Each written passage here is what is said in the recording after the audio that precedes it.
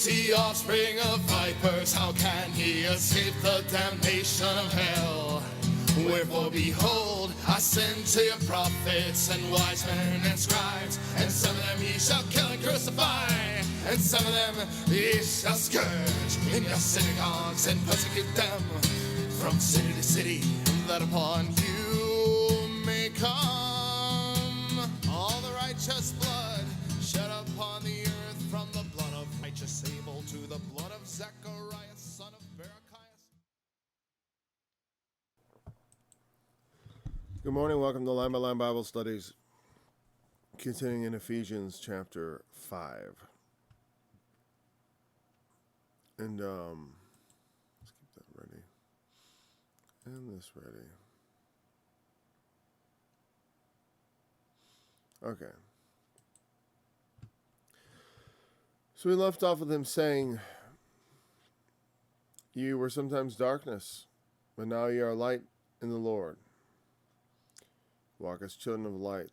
We talked about that analogy. Walk as that which was given. Walk as that which was born of light, of the giving of light, that which comes not of hiding in the darkness. Men loved the darkness and hated the light because their deeds were evil. People crave darkness to conceal the things they want everyone to not know about. In fact, most men's sins are in darkness, at least to the general population, sometimes known to those closest to them. Some men's sins are open, going before them to judgment. Other men's sins follow after, Paul said in another place. We ought to be light. We should give light and walk in light. Oh, where's my verse?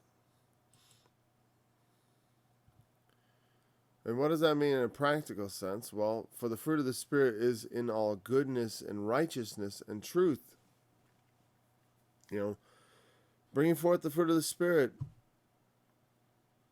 If the Spirit dwells in you, the fruit of that relationship, that indwelling, should be goodness, righteousness, and truth.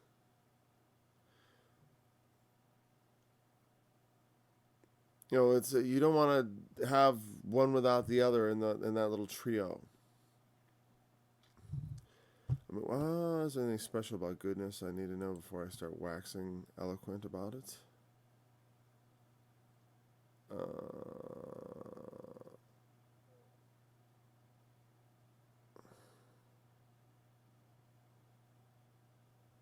Well, the word is agathosune, which I have no special knowledge of.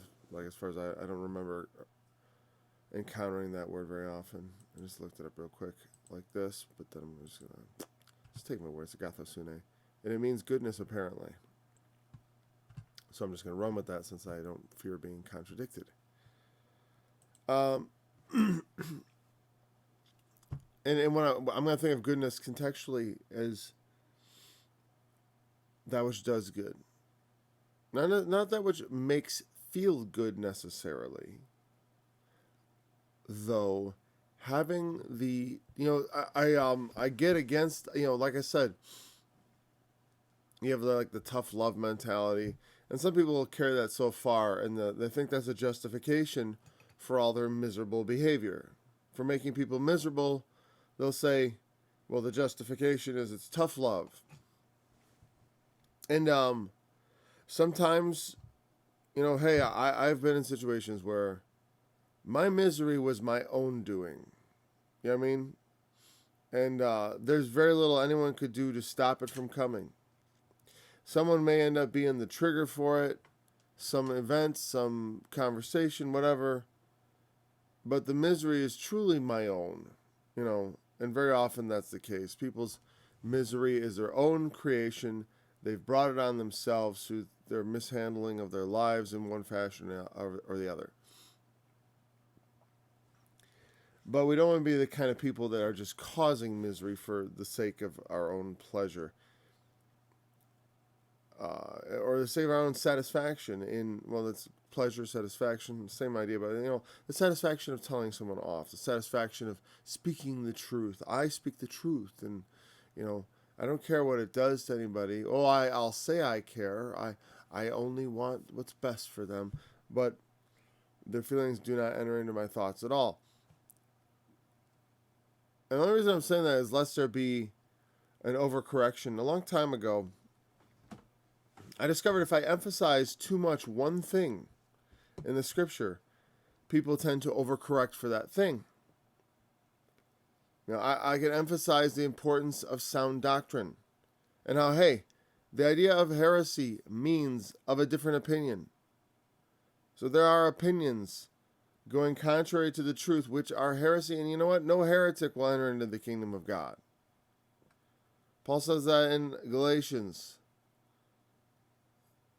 Right? And neither will the children of disobedience, the whoremongers, the unclean persons, covetous men. None of those people are going to inherit, they're going to partake of God's kingdom. They have no part in it. Same thing with heresy. But then, I say that, and then someone's like, well, I felt covetous. I guess I'm out.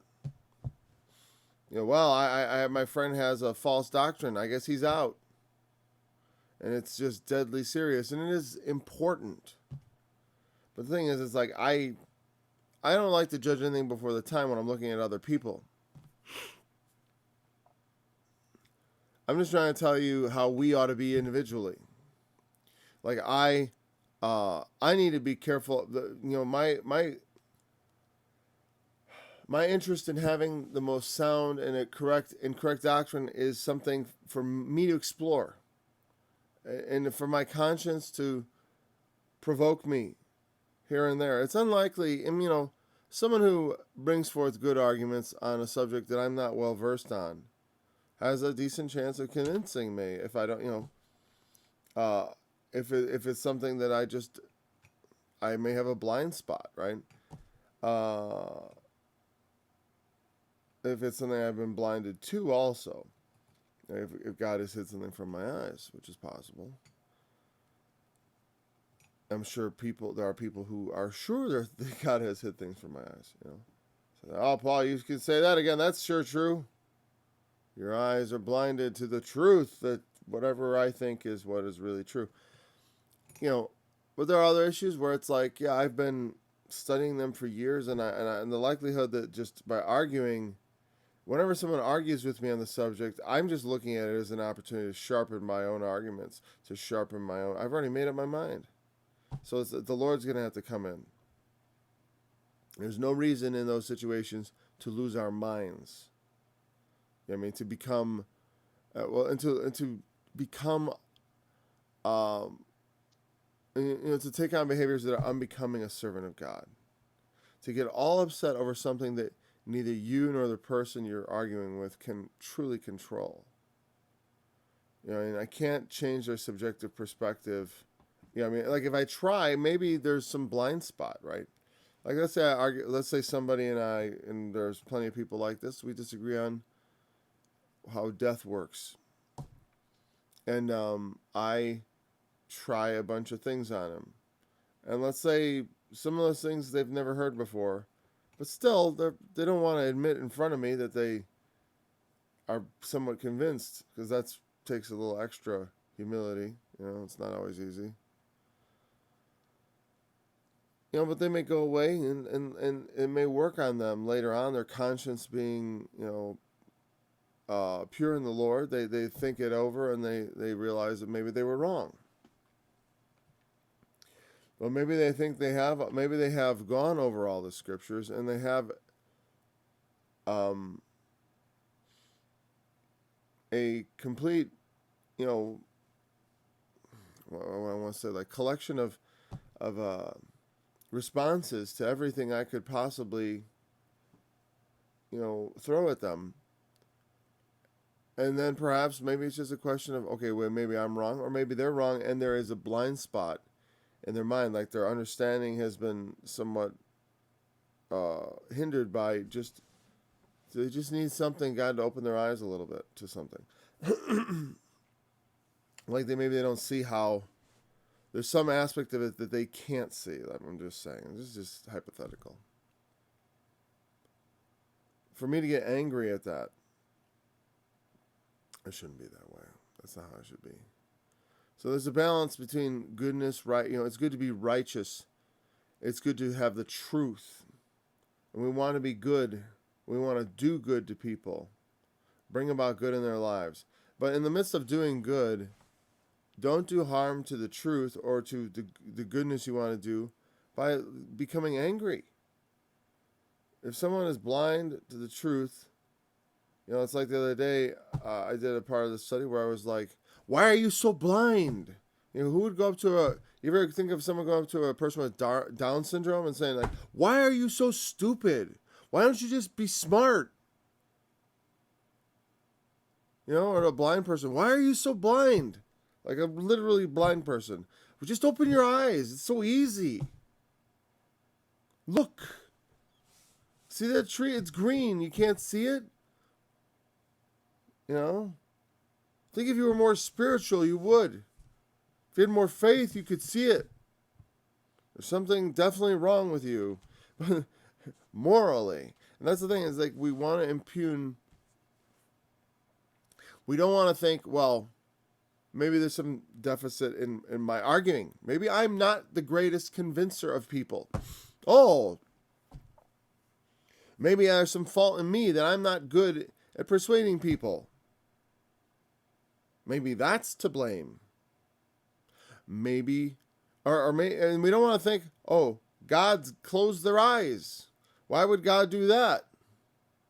And if he did, I should be able to pry them open with my skillful, apologetics.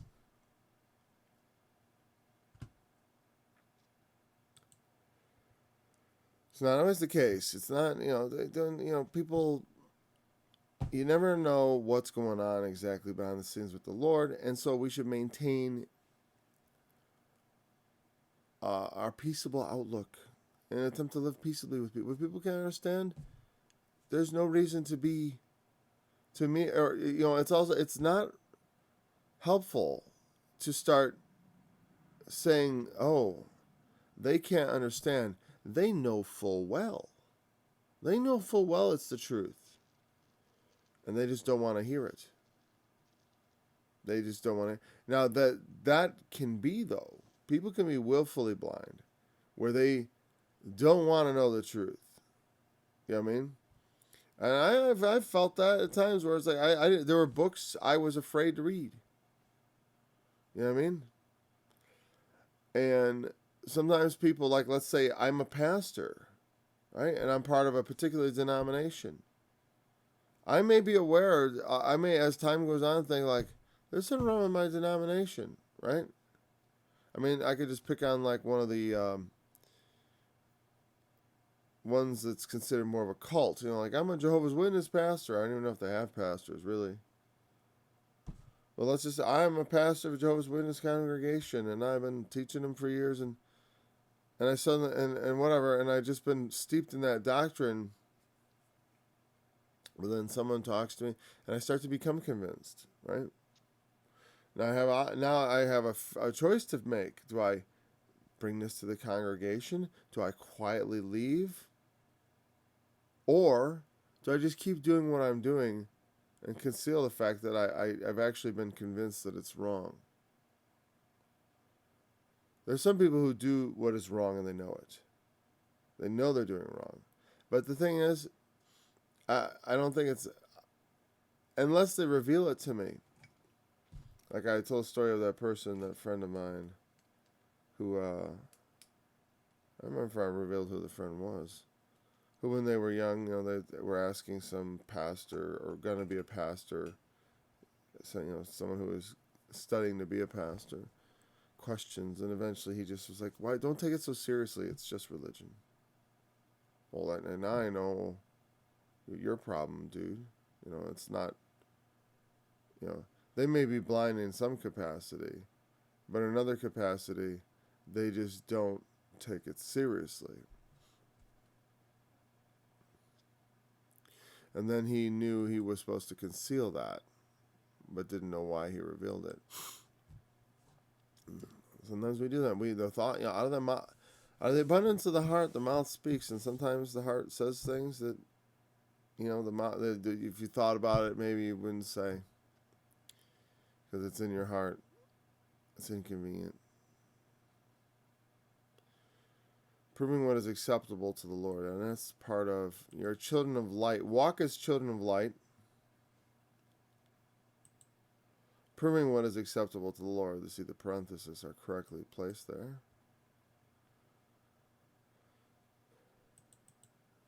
Proving is going to be probably like essaying, like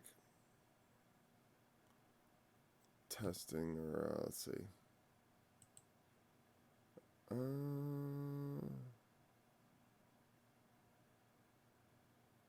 Proving.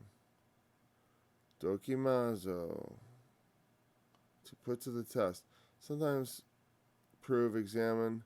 I believe that's sometimes translated. I'm going to check. I thought it was sometimes translated tempt. Am I wrong?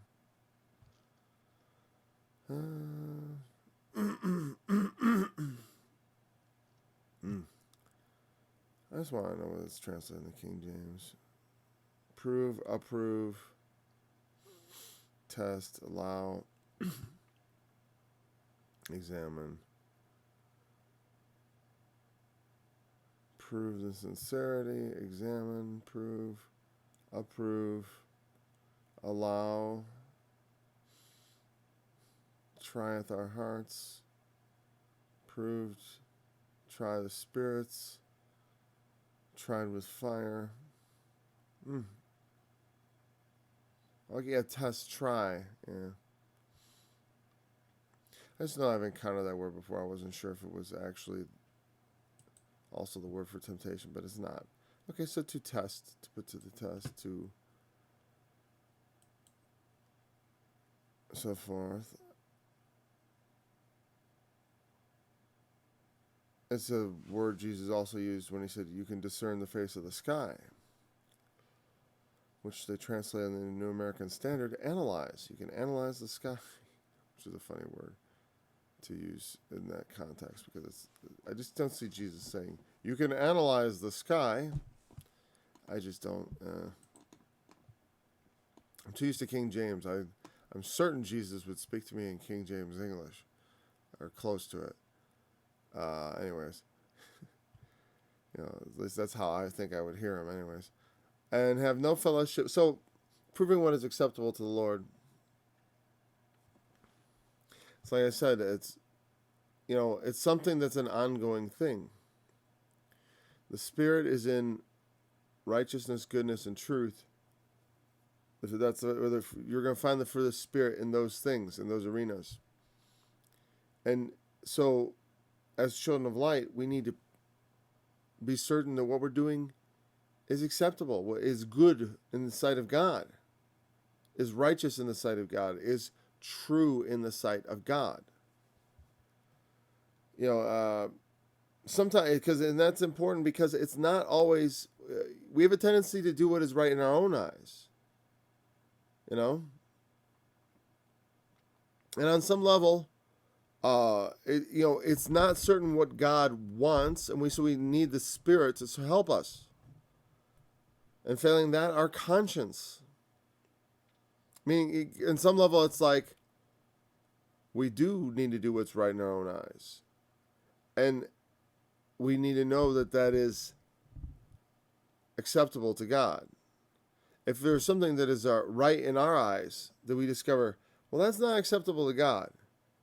Now we need to amend our behavior, not only amend our behavior, but also the way we look at the world.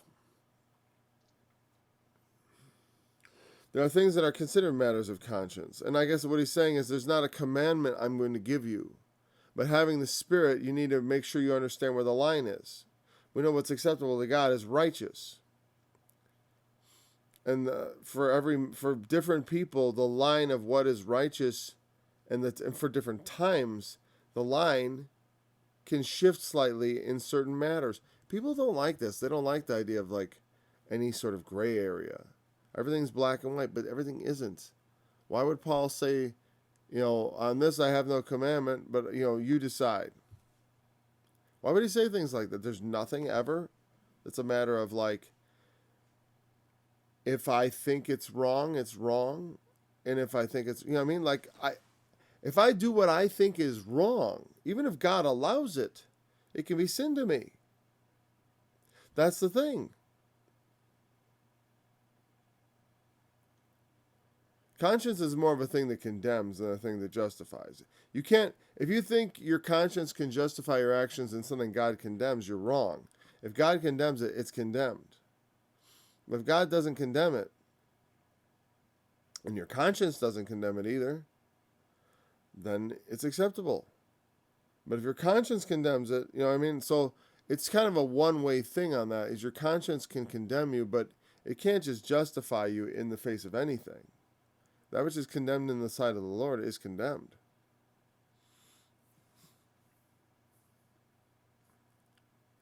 Remember what I was saying before, and I didn't quite finish the thought, and I'm going to briefly wrap it up, was this thing that about if I overemphasize one aspect of something, people like doctrine, heresy, people, all of a sudden they don't want to be friends with anybody who believes anything different from them. And that's not what I intend. Because then I'd have no friends, which is not far from the truth. But that's not because of my desire to depart from people doctrinally.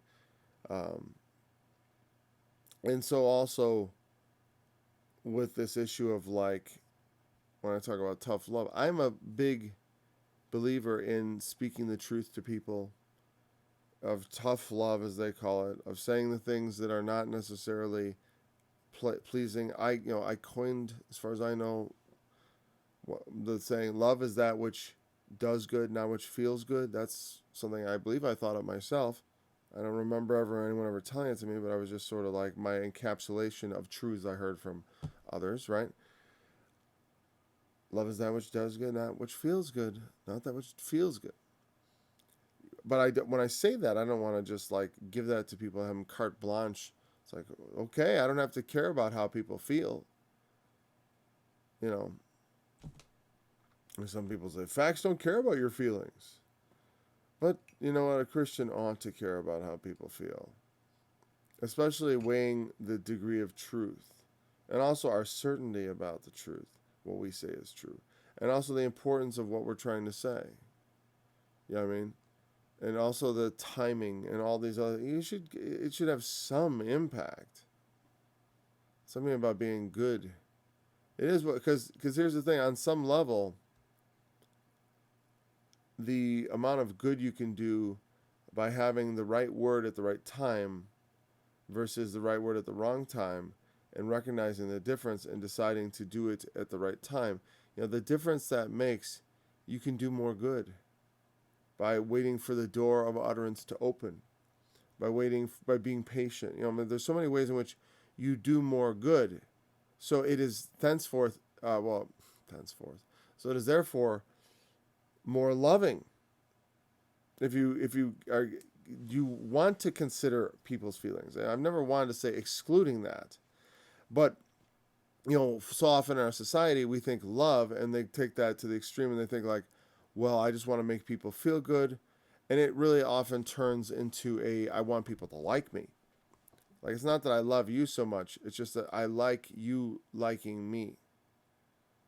And I want you to keep liking me, and I don't want to say anything inconvenient or unpleasant to you, lest I should lose you as a friend.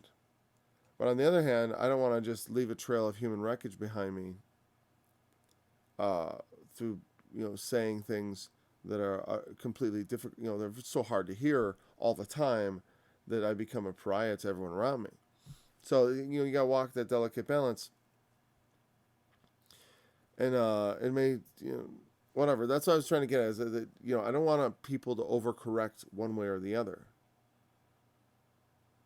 I believe in tough love, but I want it to be tough but effectual, and because the most effectual love is the most loving love, because love is what actually does good, not what you intend. to do good. You know what I mean? A greater love is that which actually produces good in someone than that which intends good. No matter how good we intend our words to be and to do, it pales by comparison to the good or evil they actually do. Now, that is the most critical aspect of that, hands down. Have no fellowship with the unfruitful works of darkness, but rather reprove them.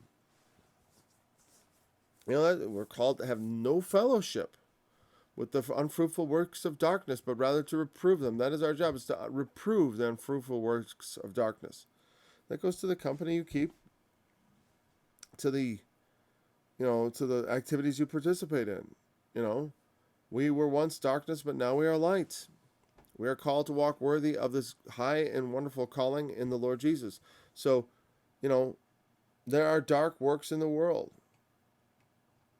And it's unfruitful in the Spirit of God, certainly. There is the worldly aspect of that, but even in the church, there is darkness creeping in from every side. There's always, these are the sort that creep into women's houses and lead them captive. These are the sort that, there's men who use darkness and cover. And by darkness, I just mean like they take your ignorance of them. Like, remember, my mind is like this sealed box, and my mouth reveals things about me, right? But I mean, I could have like some major, it'd be pretty rough, I have an unscripted hour a day. I'm talking. I try to be careful with my words. It's a very treacherous business, because I'm exposing myself constantly in this. Because it's like, it's kind of, as a human being, you kind of like to keep yourself inside yourself. Putting yourself out too much. And also, I don't want to make the study about me. This is not a study about the life of Paul and the video log of my blah, blah, blah. I've thought about doing something like that, but that would be a totally separate thing. Not about the life of Paul, but about maybe some aspect of something. Like, I was going to do that fatherhood thing, which is totally on hold for now. I know people would like to hear it and all that, but it's like, it's just not going to fit right now. We want, that's what goes to that. I don't love people by, there's this false image of Jesus that people have in the world. There's a false image of Jesus. You probably encountered this. Maybe you haven't. Maybe you have no exposure to anything pop cultural. But it's, here's the thing, is like it's possible to observe the world without becoming part of it, without taking part in their unfruitful works. So they have this fake Jesus that goes around that's something like this. Jesus, he was the kind of guy, he take the, he went partied with the prostitutes and with the sinners. He was always hanging out with sinners and prostitutes, and they take from that the image that sort of like, what do prostitutes and sinners do in their spare time? What kind of parties do they have? Some of them might be very straight-laced for all you know. It's like, but not always, right? A lot of times, why are they prostitutes? It's like, they're not always like this, I'm working my way through college, or something like that. It's, I'm a drug addict, and normal jobs, aren't going to work too well for me. So this is the thing, right? And so it's drug parties and whatever, and drugs and alcohol and immoral behavior and, course justing and all the things we've been saying are not part of the works that we engage in, right, as believers. And so they imagine Jesus at this sort of carousing party. People are laying on top of each other, and Jesus is like, yeah, blah, blah, blah. They never quite say, they sort of make him sound like he's sort of like this party guy, or something like that. And Paul, he's like a stick in the mud, man, with this nonsense about no fellowship with the unfruitful works of darkness. Jesus fellowshipped with the unfruitful works of darkness all the time. He just didn't hang out with those stuffy old Bible teachers, like the Pharisees, those hypocrites. And it's easy to sort of like, you look at them and you say like, yeah, they're hypocrites. They liked sex too, and blah. They had their drinks and maybe, and here's the thing, it's like, yeah, very often that is true. There's hypocrisy. You get guys who are preaching morality strongly, and they themselves are in company with prostitutes. It all depends on how you preach it, obviously. Preach to yourself first. It's like if the focus first on me. I mean, I don't think I preach righteousness, but I don't think I do it in hypocrisy. You know what I mean? Because in hypocrisy is to put on some act as if I am some righteous person, to give you the wrong impression about me, which I feel like I've been careful not to.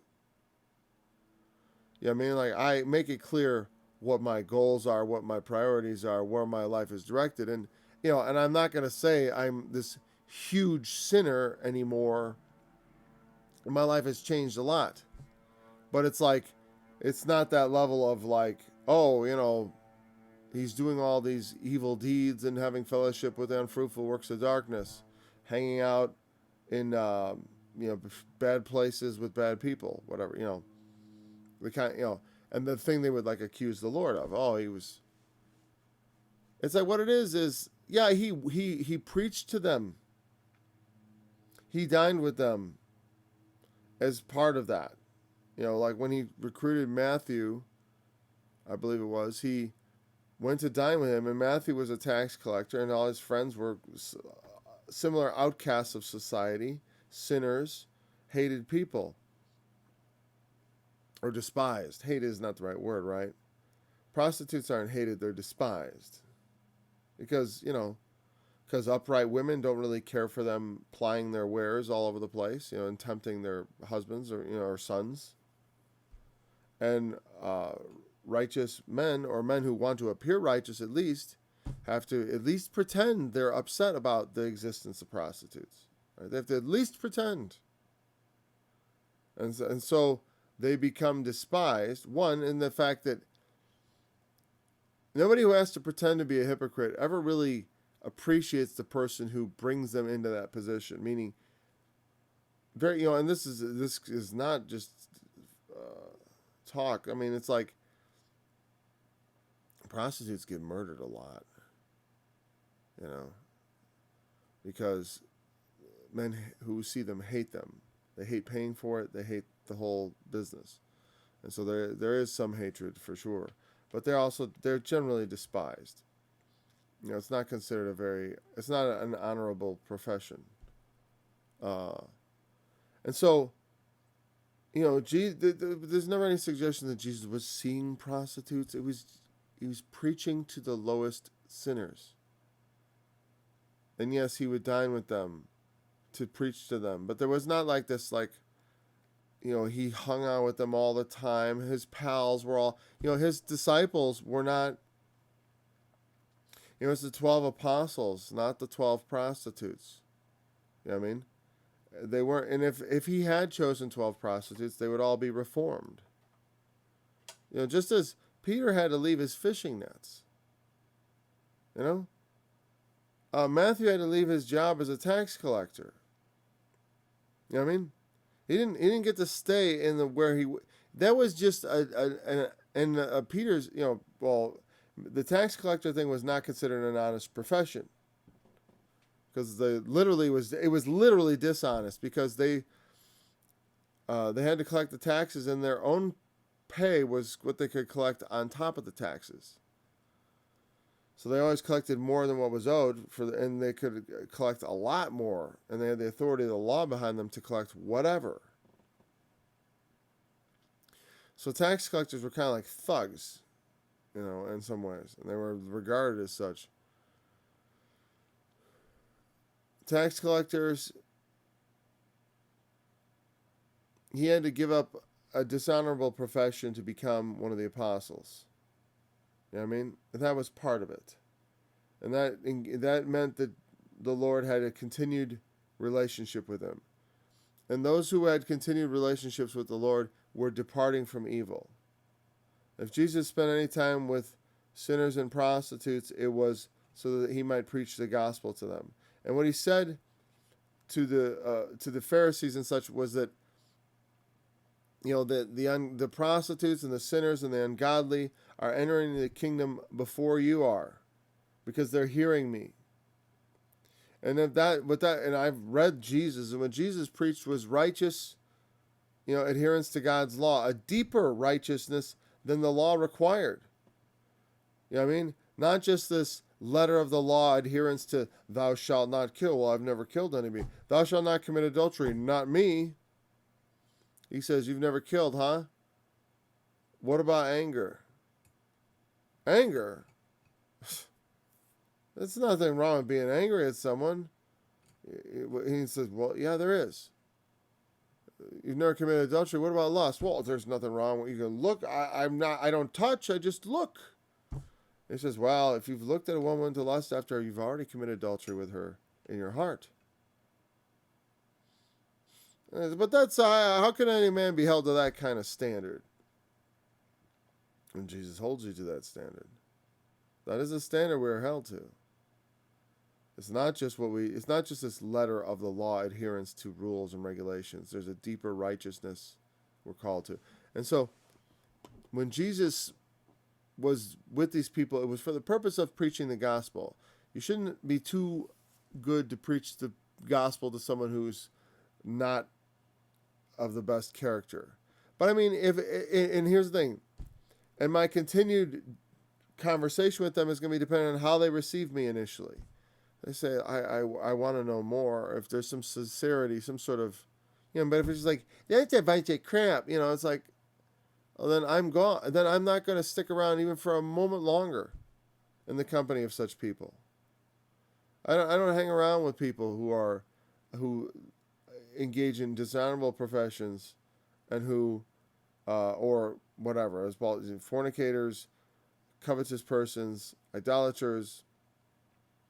I don't have my fellowship with them.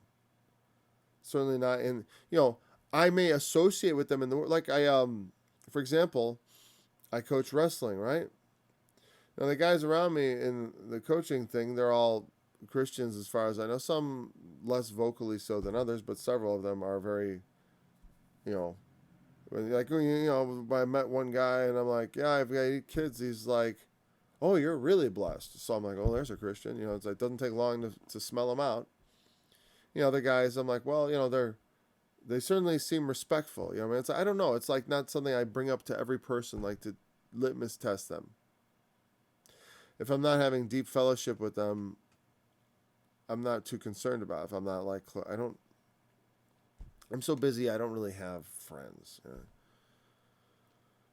I have very close acquaintances, though. They're all Christians, And my closest acquaintances are Christians.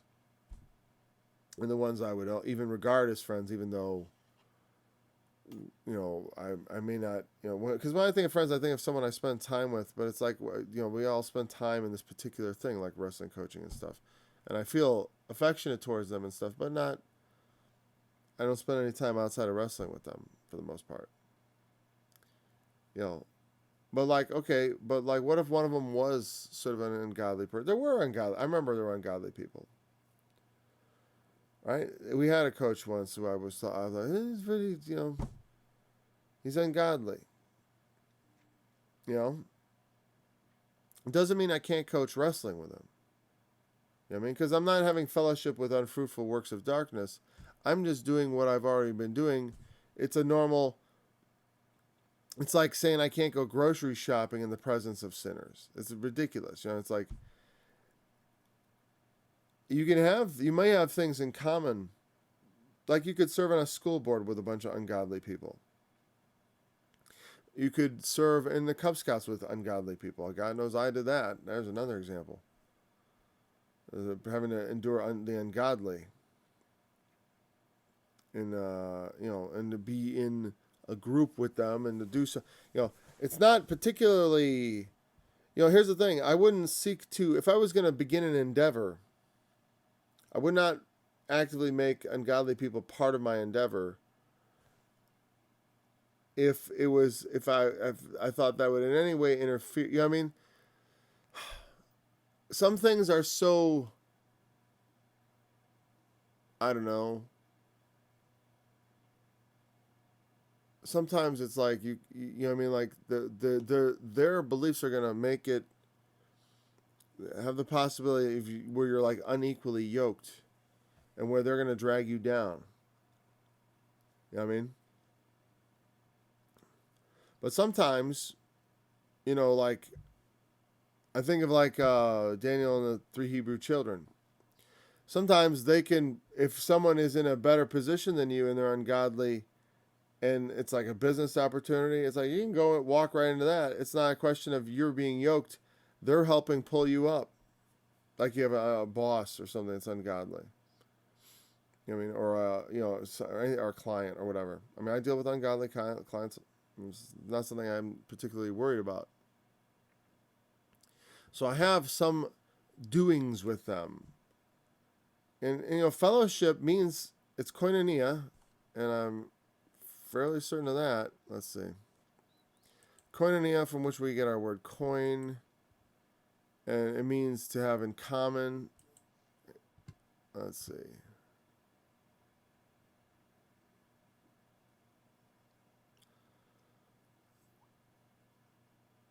It's sun koinoneo. Sun koinoneo. It's got koinonia in there. Coin, see it there. And the soon is just a prefix, like with or in company with, like co.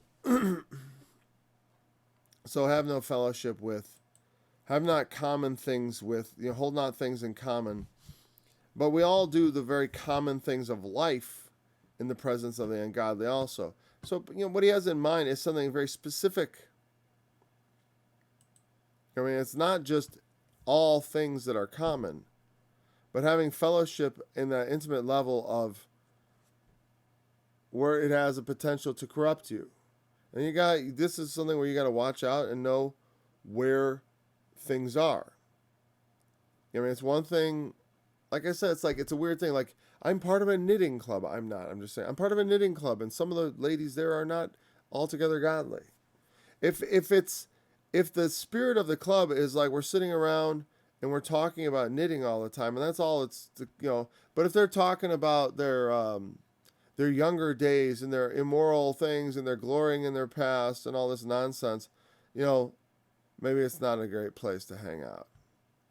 If it's full of, I don't know why I picked knitting club and then made these ladies these most very, very awful sort of companions, but whatever, and they're drinking the whole time. It's an excuse for them to get together to swear and to drink heavily. Because I get sick of always coming down on the guys as the big swearing, drinking, dirty joke telling people. All right? Maybe that knitting club is not the place to hang out for you. In fact, it isn't. So be aware of the what you're being drawn into, the works. Having fellowship with the works of with the dark deed, the things that should, if it's like I said, if it's not something you want to do in front of your kids, it's something you need to be thoughtful about. Yeah. If you wouldn't take your kids to that meeting, sometimes I wouldn't take my kids because I think they'd be bored to death, obviously, but I know they'd be bored to death. It's not interesting to them. That's one thing. Rather reprove them. Yeah, you're not going to be very popular at the knitting club when you start telling them, like, reprove. You start reproving their evil deeds. Jesus, when he was preaching to the sinners, was telling them, like when he went to the woman at the well in John chapter 4, I believe it was. Yeah, John 4. He said, you have said well. She said, I have no husband. She's like, oh, you're right about that. You've had 5 husbands, and who you're with now is not your husband. He was reproving her. He wasn't being mean about it and saying like you're gonna burn in hell, but like telling her this is your lifestyle is not right. You've had 5 husbands and you're living with a guy. Truly, you were correct. He preached to them righteousness, you know, about what, you know, how people ought to really live their lives. And sometimes just the way we live is reproving. You know, like I've said sometimes I'm in the presence of people, and my very existence is a reproving of their life. Like I try to live my life as a reproof against a lot of things in the world. And it's I can say now that that has not been unfruitful. Where, you know, I've had people, how do I do this without, I don't want to get too descriptive of what people I'm talking about, what kind of relationship they have to me at all. But the people with whom I have a relationship who have known me for a long time, who observing my life have decided that they want to live that kind of life, as opposed to the lives of other people who were part of their life, who encouraged them to live an ungodly life. You know, where they would look at it and say, you know, I really want, you know, I have a lot of respect for you. I want to live the kind of life you've been living. I want to live, you know, I want to follow after that example. You know, setting a good example, you know, and part of that is not keeping fellowship with the unfruitful works. Not being part of that, being separate, being different.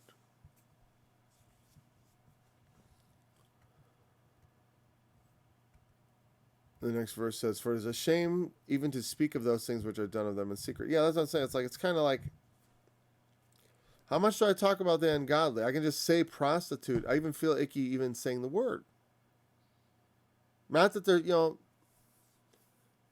not that there's something inherently unforgivable or that prostitution is the only there's lots of things people do in secret.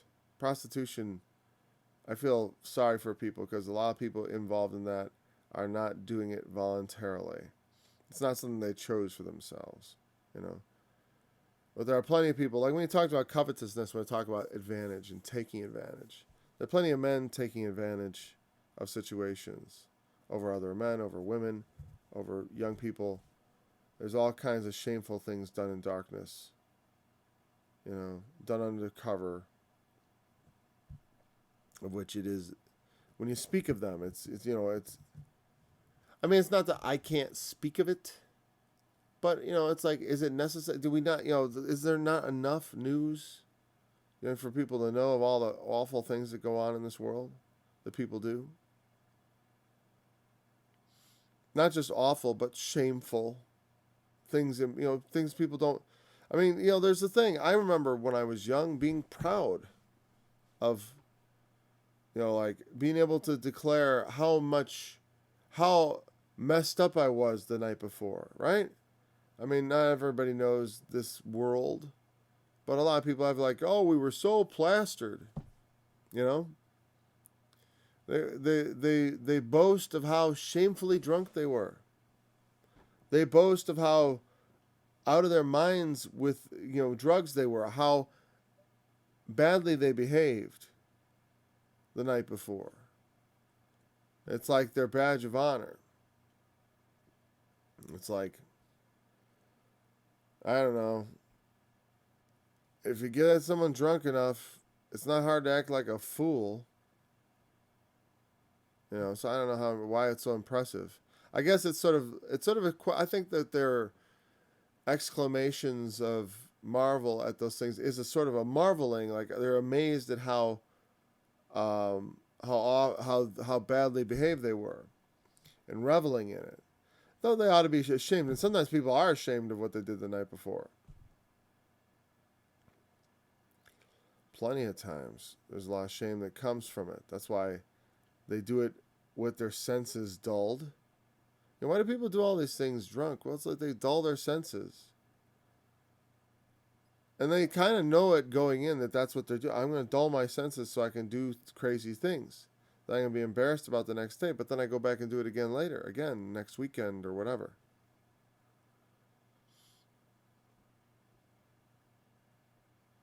And so that's when I think of shame. I do think of the things people do when they drink and when they, but there's also remember they used to have idolatry temples.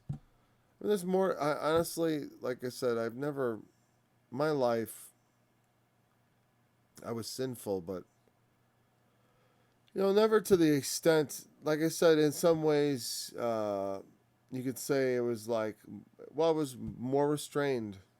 Somewhat restrained, let's say, not more restrained. Somewhat restrained compared to what some people engage in. The debauchery and such. It was majorly restrained in terms of that, actually. Very restrained. But even so, in my own measure of things, it was like I was ashamed. Eventually.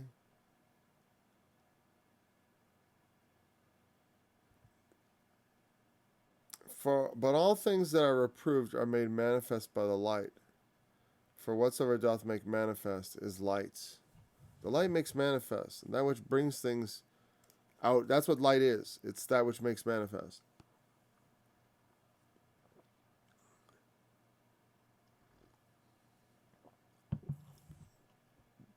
And what does it mean manifest? Not just expose. Because exposing someone is one thing. He means this in a spiritual sense, I think. Because it is one thing, like I said, people generally do things in secret, right? But sometimes they boast of it. They boast of their evil deeds or of their sinful, shameful deeds, right? They boast about it. Oh, I was so drunk.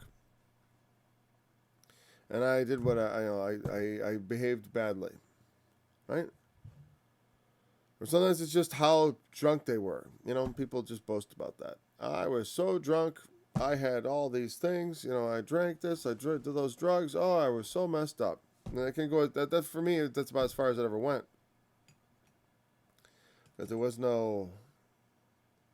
I tended to when the really bad stuff would start to happen, I had a tendency to just go home. I just went back to my room and slept. That's what I did. Because I was never participating in any strange, I didn't. And it's not a boast. It's just like, I didn't have the heart for it. I mean, I thought I wanted to, but I didn't have, I don't know. The Lord was always in my life, I think, to some degree, and there was always a sort of governor that kept me from going too far. But anyways, in a sense, like I talked about the other day when I was, even when I started being a more serious believer, there were things I didn't understand. Like I just didn't understand how important righteousness was. I hadn't really read the Bible, and I'd been given information that said well, your righteousness is imputed. It's something that's imputed to you through the blood of Christ. So you and if you were to try to be righteous on your own, that would be hypocrisy. Now, these are the kind of things that are fed into my mind. If you were to try to be righteous, if you were to be righteous, you wouldn't be righteous because you would be filled with pride because you thought you were righteous. You'd be a hypocrite. And that's not righteous. I never thought that. It's like, well, what if I was not a hypocrite? What if I got that straight too? I mean, isn't that part of it? Shouldn't I just get all that straight? Shouldn't I not be a hypocrite? Not be self-righteous? Not be, can I just do the right thing and be humble about it? Isn't that possible? I mean, at some level it is, right? We don't do all the wrong things. I managed to do some things right without being puffed up with pride. Why can't I just do the rest of them right too without losing my mind? But, the truth is what manifests the sin in the life. Like people live their life in sin, often not really considering the sins. And they may even do it openly because they're essentially blind to what they're doing as far as the true nature of what they do. And so that the truth is what makes manifest by telling someone, by opening their eyes to what their life is really like. To open their eyes to what their life could be. To the to the joys that God can bring into one's life. Sense of fulfillment and without shame, in all these things. So making manifest, I don't mean exposing someone, let's say some secret sin. I made manifest their sin, which was done in secret. I've exposed this. That's in some sense, but I mean exposed like to the conscious mind, to make it manifest so they can see, I see the light, like the idea of like, my eyes are open, now I see. These are evil deeds. These are the evil deeds of darkness. And the light of Christ shining into my mind, allowing me to see what I do is wrong and to see the right way. The Spirit acts like light in that. The Spirit, the fruit of the Spirit is here. Walk as children of light. It has a lot to do with the Spirit. Having the Spirit helps me to see. In fact, that's when I really started to realize the truth about my, because the thing that really hooked me before I received the Spirit was the preacher was saying, this is what righteousness is. If you don't fulfill it, your sin remains. You're still sinning. And in some regards, like I said, it's like, now I would say like, maybe he was, I don't think if I understand it in a certain context, I don't think he went too far. But like if I were to say person like, hey, you can't be saved if you sin. Well, let me put it this way, that no sinner is going to inherit with God's kingdom. You know what I mean? So I don't want to be a sinner no more, to put it in perfect English. I don't want to be the person I was that sinned and that was excluded from God's kingdom. I want to be a new man in Christ. I want to have the light of Christ shine into my life, exposing all my dark deeds so that they may be reformed. And to do that, I got to know what's acceptable to the Lord. Proving what is acceptable to the Lord, that's part of having that light shine. Having no fellowship with unfruitful works of darkness. The commentary, verse 12, I don't think we got to say much about that. All things that are reproved are made manifest by the light. When something is reproved, reproof is not just what I say, but also the effect it has on someone, whether I receive reproof. If I receive it, it is made manifest to me. It's not, if I preach the gospel to someone, it's not that I want to show myself that they're a sinner. I don't need to see that. I know. It's a shame to even speak of the things they do. I don't need to know what they're up to and all that. I need them to know, or they need themselves to know. What I want is them to know the depth of their sin so that they could turn to Christ. That they could know that the light could shine into their lives and that they could see themselves as they are. So they could see themselves for in truth, what their actual life is.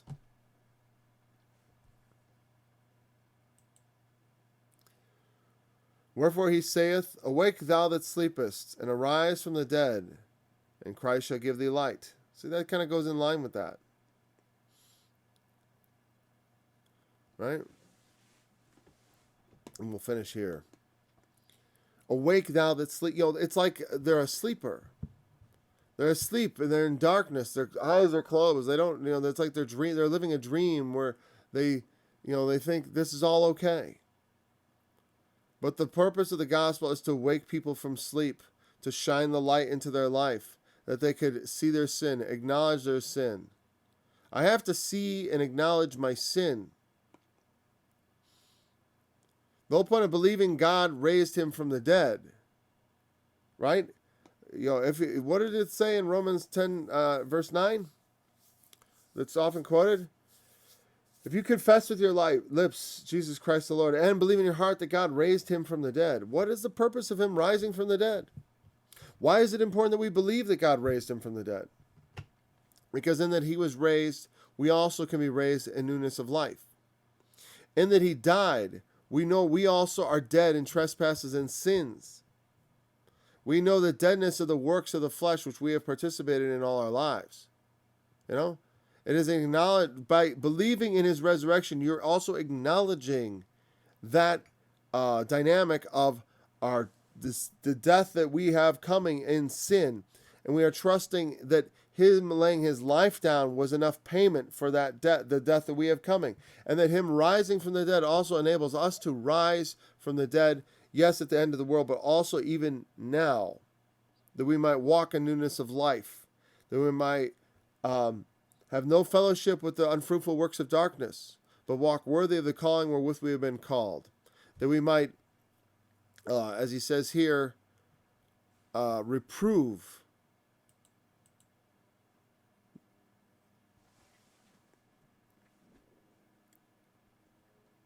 the evil works of darkness in our own lives and in the lives of others.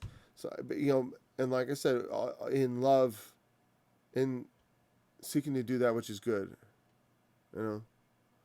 Sometimes people just get off on reproving things. They just love to tell, God hates you,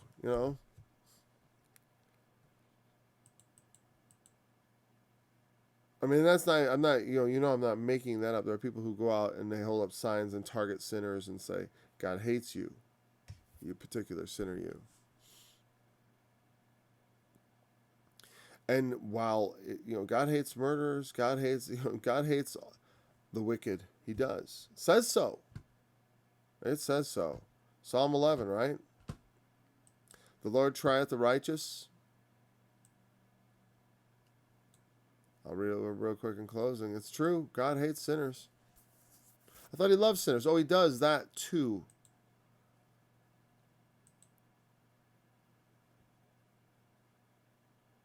The Lord, Psalm 11, verse 5. I'm just going to read it. I'm not going to bring it up on screen. The Lord trieth the righteous, but the wicked, and him that loveth violence, his soul hateth. How else is it that they are excluded from his kingdom, right? But he loved us, and we're sinners. And how do I know he loves me? Is because he opened my ears to the truth. And if he loves you, he will open your ears to the truth, and you will hear it. If we never open our ears to the truth, I don't see how the love of God has been met. If God loves me, in that case, he has a poor way of showing it, because he doesn't even let me see the light. I'd come up and go down in darkness. I never truly, it's like in the womb, never being born, never coming out of darkness, never coming out of death. That's the analogy of that. In the grave, sleeping, rebirth. All those things have this idea of coming out of the dark place, coming out of the darkness into the light. Just like birth, we come out into the light of the world. Jesus said, I am the light of the world. So he is what makes manifest. He is what reproves the evil deeds. Okay, and so we will continue with verse 15 tomorrow.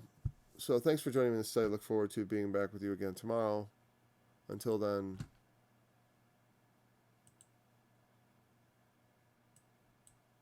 fill ye up then the measure of your father. Ye serpents, ye offspring of vipers, how can ye escape the damnation of hell?